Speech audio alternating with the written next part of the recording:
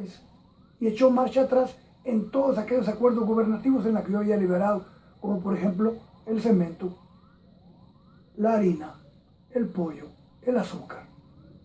Entonces, ¿por qué no quieren competencia? Claro, porque entonces si no tienen competencia, tienen un mercado preso, tienen un mercado cautivo, las ganancias se incrementan de manera exorbitante. Necesitamos competencia. ¿Por qué necesitamos competencia? Primero, porque se va a beneficiar la calidad de los productos y se va a mejorar el precio de los productos. ¿Por qué? Porque las empresas tienen que aprender a competir. Hace unos días me mandó un mensaje una persona que se llama, que pidió aceituno, y yo no había leído esto. Hay un economista salvadoreño que publicó un libro, el economista se llama Rafael Segovia, yo quiero conseguir el libro, y hay un párrafo del libro donde dice, una de las cosas que tenemos que reconocer del gobierno de Portillo es que con su política económica obligó a las empresas y a los empresarios a ser más competitivos y a ser más eficientes. Cuando hay competencia, tú te esmeras por producir a menor costo, por producir en menos tiempo, por producir calidad y por producir a mejor precio para poder vender. Hoy en el mercado se debe competir con base en buena calidad y buen precio. Eso es lo que necesita el pueblo de Guatemala. No necesitamos que le estén poniendo aranceles artificiales a productos para beneficiar a los monopolios o a los productores internos. ¿Por qué vas a pagar un par de tenis en 280 quetzales aquí, si en Tapachula cuestan 150? Estás regalando más de 100 pesos a un productor ineficiente que no tiene competencia. La competencia es indispensable en el país y vamos hacia allá. Ya se opongan, antes manejaban a la Comisión de Economía, por eso tiene 20 años engavetada la ley de competencia en el Congreso, porque simplemente tenían cooptada a la Comisión de Economía, nunca tuvo dictamen favorable y nunca se discutió en el Pleno. Hoy se acabó eso. Y hoy creo que hay que exigirle a este Congreso que tiene que aprobar la ley de competencia. Sé que hay muchos diputados conservadores y que pertenecen a ciertos sectores empresariales que se van a oponer a la ley de competencia, pero la población tiene que estar atenta y exigir y presionar a este Congreso para que Guatemala se ponga al día con todos los países latinoamericanos y tenga una ley de competencia que redunde en beneficio de la población. Revisamos las redes sociales. Adelante, Leslie Pérez. También los mensajes al 1011 con la palabra Sonora. Adelante, le escuchamos. En nuestras redes sociales, indicando la cuenta de Twitter, @sonora969, tenemos mensajes que han ingresado y la población guatemalteca no se ha hecho a esperar para brindar sus reacciones. Tenemos al usuario EDR90 que indicaba que el mejor presidente de la historia de este país, mi pollo, dice. También el usuario Israskik dice, ¿qué opina de la situación de la justicia distributiva en salarios a trabajadores y servicios a la población? ¿Qué se debería hacer? Mientras que José Guerra dice, Elic Portillo tiene razón, los mismos se aprovechan de las mismas instituciones. Mientras que me dicen Chano, dice, excelente programa, Sonora 969, #Alfonso Portillo, excelente entrevista, cómo los jóvenes entrar a la política cuando los partidos no nos dejan. Estas son las cuestionantes que plantean a través del Twitter, mientras que a través de nuestra bandeja de mensajes de texto al 1011 indican que, por ejemplo, ¿cómo se califica la falta de víveres en nuestro país? Otro mensaje dice, mis respetos siempre para un gran expresidente. Espero se mantenga congruente. Atentamente, Virginia Velázquez. Asimismo, dice, gracias, Alfonso, por tu brillante exposición en esta entrevista. Otro mensaje dice, Sonora, 5 años orando siempre por ti. Gracias a Dios porque logramos tu libertad. Atentamente, Janet Pérez, la incondicional. Otro mensaje indica, gracias Portillo por quitarnos la venda de los ojos y haberse preocupado por la educación. Soy maestra y fue el único que le dio leche a los niños. Si usted desea enviar su mensaje también para opinar en esta entrevista a través de Radio Cadena Sonora, puede ingresar su mensaje al 1011 iniciando con la palabra Sonora. Gracias, Leslie Pérez, y por supuesto también sus comentarios al #Alfonso Portillo y a @Sonora969 en nuestra cuenta de Twitter. Ahí lo mencionan justamente con las reformas a la ley electoral y la participación de los jóvenes, y decía justamente que vienen empujando los de 20 a 25 años y la importancia es ahí para la reforma de la ley electoral. Ese es un tema importante. ¿Por qué? Porque la ley electoral es la que está regulando y reglamentando el origen del poder. Y Guatemala no va a cambiar si las reformas a la ley electoral siguen siendo superficiales como las que aprobó la legislatura pasada. No están llegando a fondo. Por eso te decía al principio, Arnulfo, cuando hablamos de una reforma, lo primero que tenemos que preguntarnos es, ¿reforma para qué? No solo hablar de reforma en abstracto, ¿reforma para qué? ¿Para qué queremos reformar la ley de la SAT? La queremos reformar para tener una institución eficiente que cobre bien los impuestos y fortalezca las finanzas del Estado. ¿Por qué reformar la ley del Ministerio Público? Porque queremos un Ministerio Público que no tenga la ineficiencia que tiene. Y que sea independiente. Y que sea independiente. El 97% de crímenes en el país no los investiga el Ministerio Público. ¿Será que esta ley, o estas reformas a la ley, va a permitir tener un Ministerio Público con presencia en todo el territorio nacional, con buenos fiscales, preparados técnicamente, con buena investigación, y que no queden impunes un sinnúmero de crímenes en todo el territorio? Esa es la pregunta. O le estamos dando más poder a una sola persona. Por ejemplo, yo todavía me quedan dudas de si haber quitado el Consejo o haberlo reformado hubiera sido una mejor solución, el Consejo del Ministerio Público. Porque se está dando poder a una sola persona. Y hoy, la señora Aldana, que ha acompañado el trabajo de la CICIG, no sabemos si en el futuro van a haber más señoras como ella que van a acompañar el trabajo de una comisión internacional. O sí, ¿qué va a pasar cuando usted, un fiscal general, sigue el acompañamiento de la CICIG? ¿Qué va a pasar con el poder tan concentrado en una persona? Bueno, pero en fin, esas son cosas que con el tiempo y con los resultados y con el funcionamiento del Ministerio Público vamos a ver si fueron correctas o no fueron. Lo importante es que necesitábamos transformar desde hace muchos años, el Ministerio Público. Entonces, la pregunta es, con estas reformas, ¿va a haber un Ministerio Público eficiente, con buena fe? Porque hay una cosa, el Ministerio Público es una institución que debe actuar con buena fe. Y buena fe quiere decir que el Ministerio Público no debe perseguir a rajatabla sin investigar exactamente, o por encargo. El Ministerio Público tiene que ser tan capaz y tan eficiente en la investigación, en el recabar pruebas, que cuando ve que a alguien que está persiguiendo no tiene los suficientes elementos para consignarlo a los tribunales, debe desistir y renunciar a la persecución. Ah, no, pero tenemos ministerios públicos en toda América Latina que el 100% de lo que les presenta o de lo que pueden, lo persiguen de una manera autómata, sin razonar si hay suficientes elementos para juzgar a alguien. Bueno, ojalá que estas reformas del Ministerio Público conduzcan a este Ministerio Público que el país necesita. Lo mismo con la SAT. Bueno, pasémonos a la reforma electoral.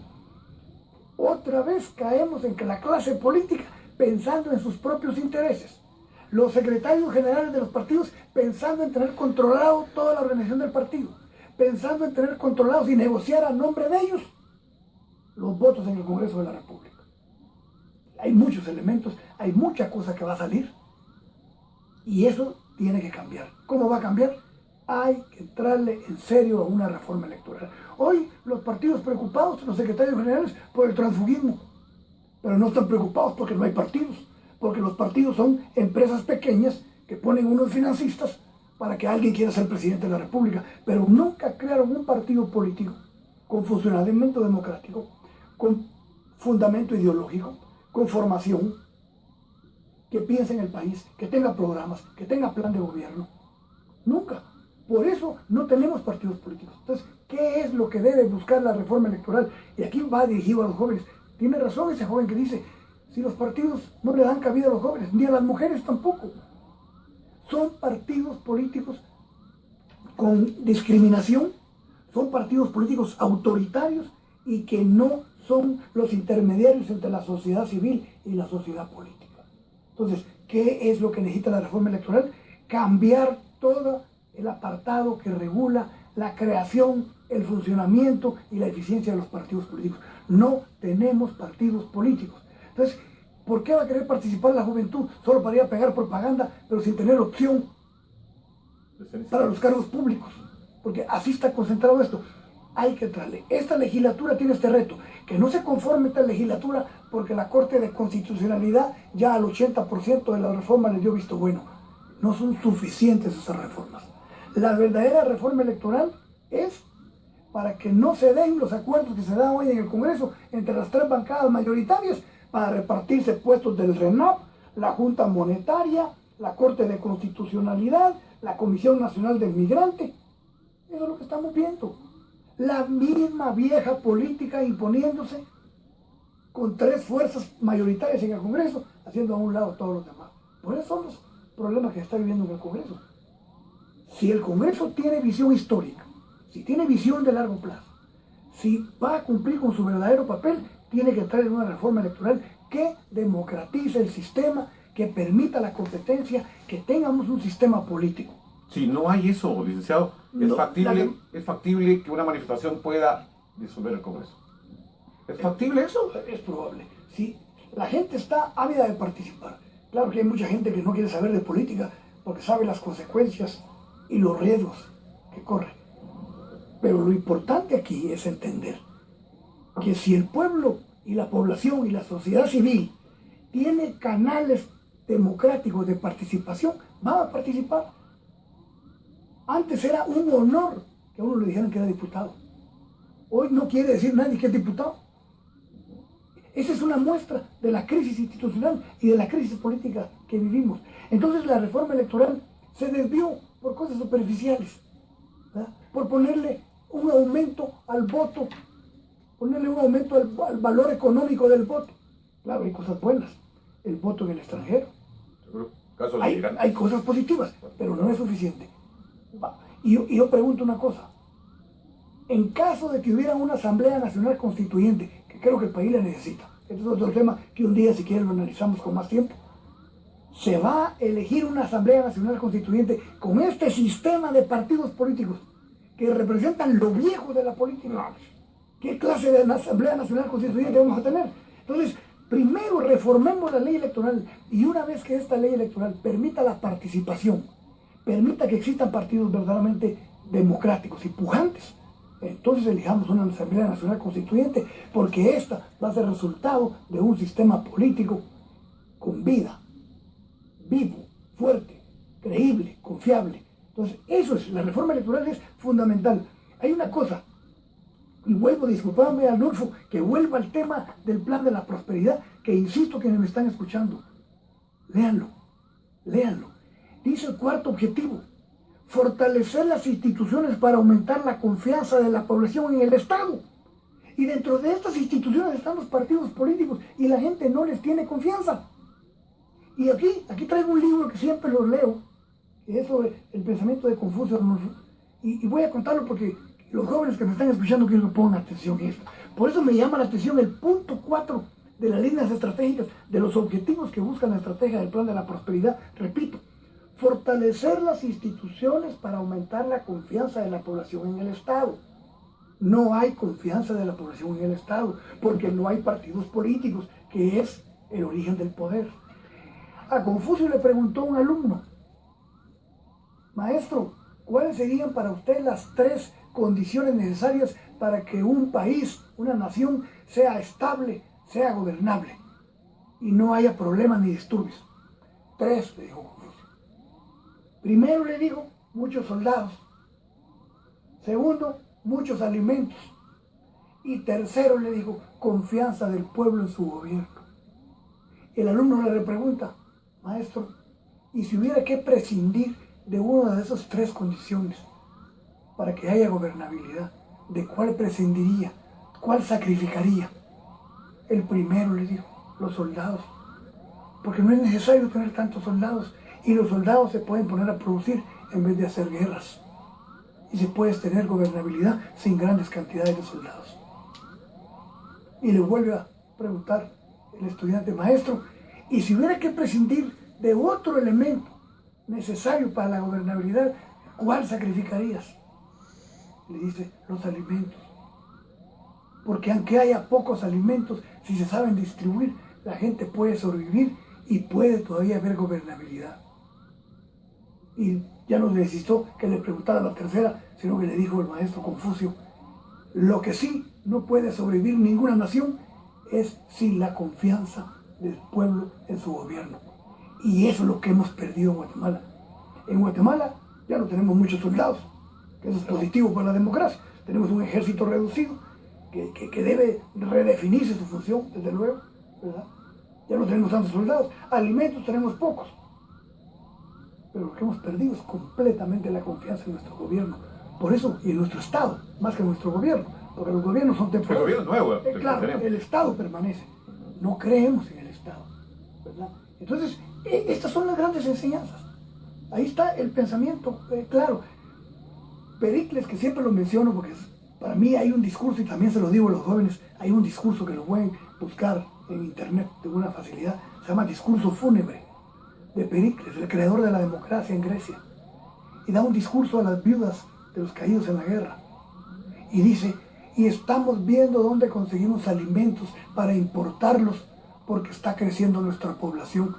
Hace 2500 años dijo eso Arnulfo.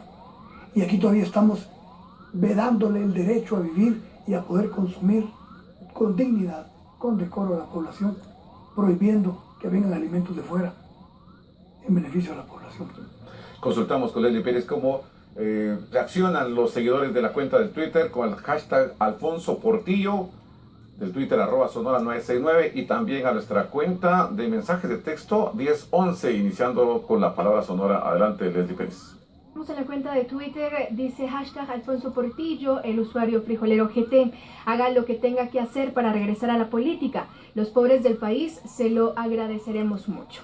Mientras Claudis dice, no dudo que tenga mucho que dar al país, ojalá algún día pueda regresar para que trabaje por él, el pueblo lo ha perdonado, señor Portillo. Marvin Santos dice, Sonora 969, el mejor presidente de la República de Guatemala, Alfonso Portillo. Byron Vázquez pregunta sobre qué piensa de la ley de reordenamiento territorial y sus consecuencias. Juan Tecú Rodríguez dice, Sonora, gracias por la entrevista a nuestro gran expresidente, un gran experto en la política. Gracias, Sonora. Carlos Villagrán dice, el mejor presidente de la era democrática es Alfonso Portillo. César Vicente, muy bueno todo, escuchando a Alfonso Portillo por Sonora. César Avilcó Pelicó dice, saludos expresidente, mi admiración será para usted, un presidente como fue, siempre será recordado por los pobres. Edith Sabac pregunta, si hubiera sido diputado, ¿qué leyes hubiera impulsado? Juan Vega dice, los burgueses hicieron todo lo posible para que Portillo no regresara a la política. Nos trasladamos a la plataforma de mensajes de texto al 1011, dice Sonora, Lick, gusto en escucharlo, su discurso claro y contundente al hablar de actos lesivos y ver el porcentaje de afiliación sindical a nivel nacional. Otro usuario indica, Sonora, soy Quique y ojalá que fueras otra vez el presidente de Guatemala, sería excelente. Dios te bendiga, Portillo. Sonora, saludos al mejor presidente que ha tenido Guatemala. Adelante, Portillo. Alvin Ramos, taxista. Desde Jutiapa le mandan saludos también a Portillo, mientras que la señora Esther Pelicó dice, Sonora, felicidades Alfonso, aquí en San Pedro, Yepocapa, te apreciamos por bajar el precio de la canasta básica. Y así continúan los mensajes y nosotros lo invitamos a que se comunique con nosotros a través de los mensajes de texto al 1011 o bien a través de las redes sociales en la cuenta de Twitter, @sonora969, utilizando el hashtag Alfonso Portillo. Bien, hacemos una breve pausa, cumplimos con nuestros patrocinadores, los comerciales, regresamos, estamos en entrevista con Alfonso Portillo. Estamos en la recta final en esta entrevista con el expresidente Alfonso Portillo, a un año de su retorno. Gracias por participar en el hashtag Alfonso Portillo. La cuenta de Twitter es @sonora969, mensaje de texto al 1011 con la palabra Sonora. El presidente preguntan en torno a la ley de reordenamiento territorial y sus consecuencias. Necesaria. Todas las reformas, todo lo que tienda o busque el reordenamiento del país, aquí hay que reordenar todo. Reordenar, es decir, volver a ordenar. Hay que reordenar la economía, hay que reordenar la política, hay que reordenar las políticas sociales, hay que reordenar el Estado, hay que reordenar el territorio. El problema, la mayoría de países de América Latina ya hicieron reforma agraria. No estoy hablando de que hagamos reforma agraria, pero hay que hacer un reordenamiento territorial en el cual uno de los puntos importantes es ver la legalidad y la legitimidad de la propiedad de muchos territorios y muchas propiedades en el país. El catastro tiene que seguir avanzando y tiene que tener finalmente un resultado que convenza de la legitimidad de cómo está la propiedad en el país. La propiedad sigue altamente concentrada. La propiedad no llega a la mayoría de la población que está siempre en minifundios y produciendo una agricultura de subsistencia. Entonces, el reordenamiento territorial es importantísimo como la reforma política, como la reforma económica y como la reforma social. Y creo que hay que entrarle sin temores, hay que entrarle de buena fe, porque el problema es que siempre sentimos que hay intereses escondidos, que son legítimos, es legítimo creer eso porque siempre hay a veces segundas intenciones, pero el reordenamiento territorial es algo necesario para que el país también pueda entrar en la modernidad, en la modernización económica, en la modernización política. Y no hay que temer. Ahí tenemos, por ejemplo, en el Congreso, la Ley de Desarrollo Rural, que crea mucho resquemor, mucha desconfianza. Pues hay que analizarla, hay que discutirla, sin temor. Y todo aquello que vaya a perjudicar, que vaya a exacerbar intereses encontrados, hay que evitarlo. El país no puede entrar en otra confrontación, pero no decir de entrada rechazo esta ley, sino sentarnos a discutir con seriedad y pensando en los intereses del país. Y presidente, para acelerar los temas, porque nos falta analizar todavía el gobierno de Jimmy Morales, el caso de los migrantes es, presidente, el tema. La vez pasada creo que tocamos algo de eso, Arnulfo, y aquí vuelvo al tema de la vieja política. El Estado tiene que tener definida una política clarísima sobre los trabajadores migrantes. Pero ahí tenemos al Congreso, preocupado por quién se queda con la Comisión Nacional del Migrante, sin pensar en los migrantes, sino pensar en tener cuotas de poder. Otra vez lo viejo, la vieja clase política, imponiéndose. Y lo peor es que hay jóvenes hoy en el Congreso que están pensando peor que los viejos políticos. Entonces, la vieja política no es cuestión de edad. La vieja política es cuestión de actitud y de pensamiento. ¿Por qué es importante tratar correctamente desde el Estado y definir una política del trabajador migrante? Bueno, somos más de 2 millones, cerca de 3 millones de guatemaltecos en los Estados Unidos. Y hay una paradoja, y una contradicción, y una ironía, y un dolor, y una tristeza. Cuando yo digo esto, y lo digo a mis alumnos, a quienes me escuchan, el sistema guatemalteco, el sistema económico está expulsando a millones de guatemaltecos a irse.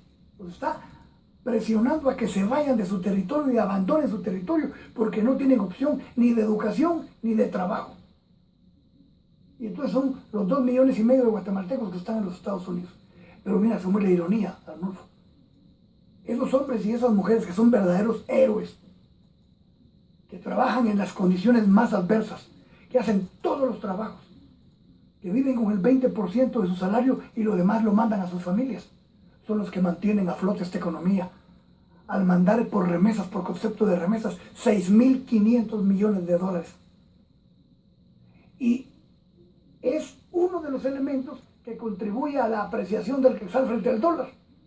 Pero como eso le hace perder competitividad en el mercado internacional a los exportadores quieren manipular el tipo de cambio para que puedan obtener más quetzales por los mismos dólares. Están viendo que se expulsa a esos millones de guatemaltecos que hacen un sacrificio. Las aldeas en el país, hay aldeas que no tienen hombres ya, solo ancianos, niños y mujeres. Todos los hombres están trabajando. Esa desintegración familiar, ese gran costo para el país. Entonces, hay que reconocer como héroes a los trabajadores que se van a los Estados Unidos, que se van obligados a los Estados Unidos y que mantienen esta economía. No hay ni siquiera varios rubros de exportaciones juntos pueden dar la cantidad de millones de dólares que dan las remesas de los trabajadores migrantes. Entonces hay que definir una política migrante seria, no para estar ganando votos, sino para valorar que los que no han podido ser absorbidos por este sistema, por lo menos tengan un reconocimiento del Estado como héroes. Y aquí quiero decir una cosa más. Esto se puede ir agravando. Por eso es que tenemos que definir una política estatal que le dé un trato especial a los migrantes. Porque por la inseguridad. Por la inseguridad. Y mira lo que viene aquí. El último informe del Instituto Nacional de Estadística. Ve lo que dice Arnulfo. Ve el futuro que nos espera si no hacemos cambios.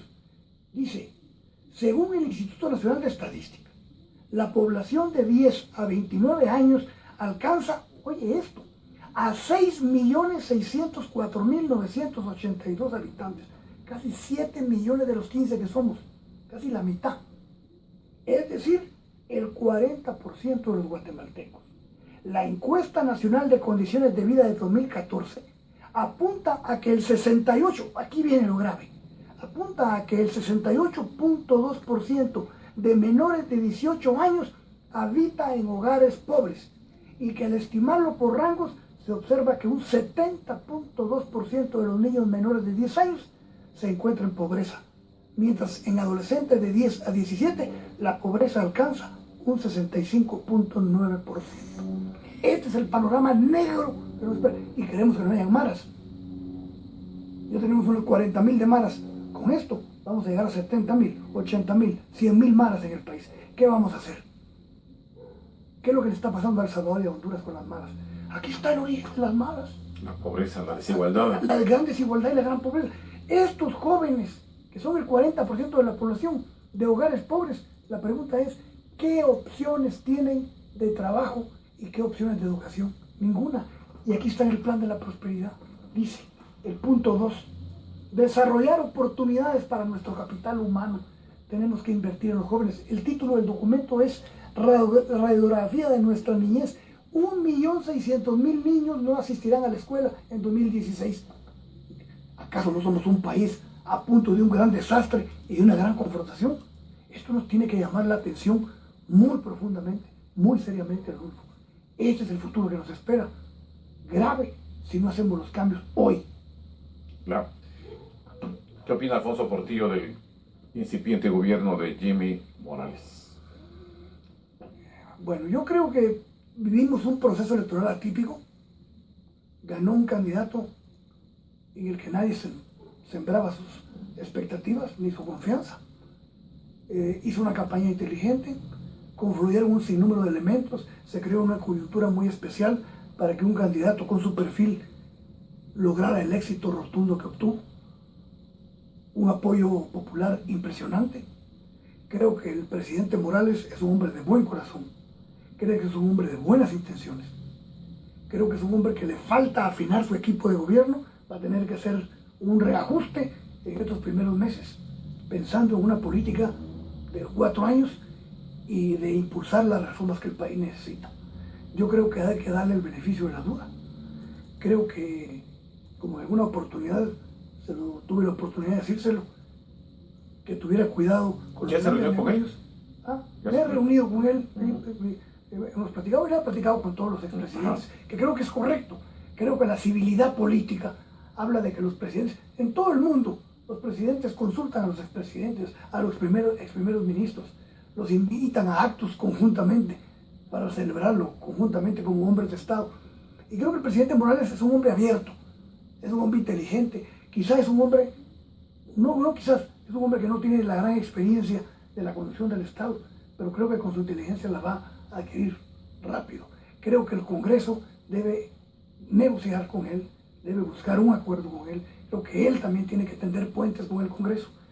Y en beneficio del país, en beneficio de los grandes cambios que Guatemala necesita, yo creo que si el presidente Morales hace un pequeño reajuste, redefine las grandes líneas políticas, puede pasar un buen presidente en la historia de Guatemala. No hubo luna de miel, ¿verdad? Porque algunos sectores ya comenzaron a cuestionarlo los primeros días. Aquí la luna de miel solo existe en los papeles y en la boca de la gente. Nunca hay luna de miel entre los gobiernos y los medios de comunicación y la sociedad civil.